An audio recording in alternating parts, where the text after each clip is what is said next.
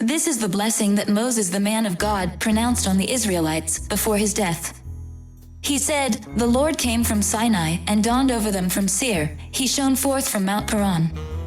He came with myriads of holy ones from the south, from his mountain slopes.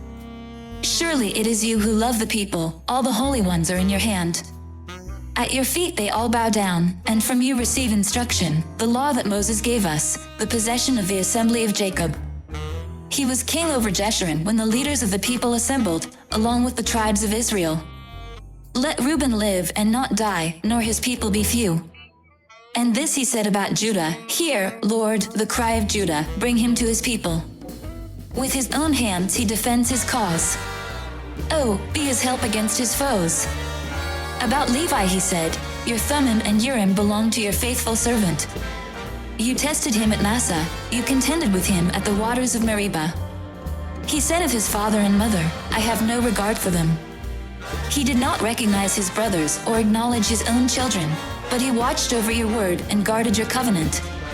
He teaches your precepts to Jacob and your law to Israel.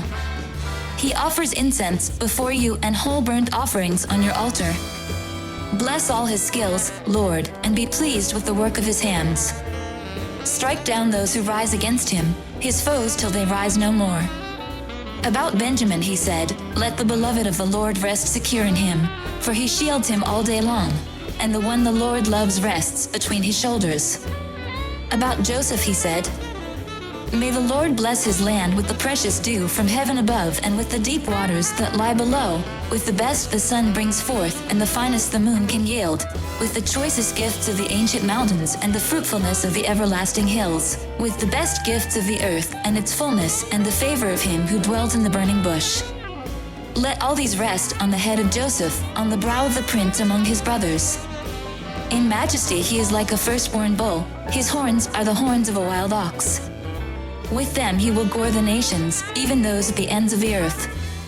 Such are the 10,000s of Ephraim, such are the thousands of Manasseh.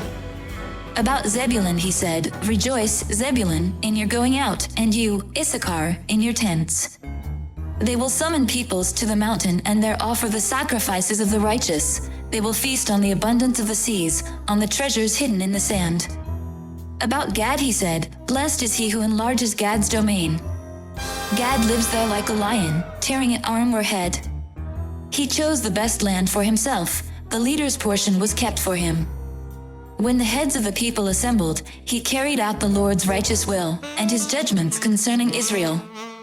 About Dan he said, "Dan is a lion's cub, springing out of Bashan." About Naphtali he said, "Naphtali is abounding with the favor of the Lord, and is full of his blessing, he will inherit southward to the lake."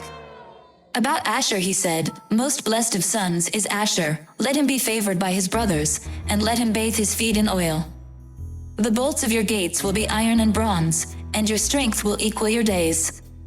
There is no one like the God of Jeshurun, who rides across the heavens to help you and on the clouds in his majesty. The eternal God is your refuge, and underneath are the everlasting arms.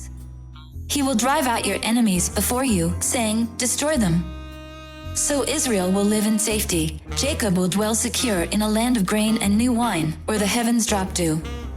Blessed are you, Israel. Who is like you, a people saved by the Lord? He is your shield and helper and your glorious sword. Your enemies will cower before you, and you will tread on their heights. Come follow me, and I'll send you out to fish for people." I hope and I pray that the Spirit of God, the Almighty, is with you, and that His Son and His Holy Spirit bless you and your family throughout eternity.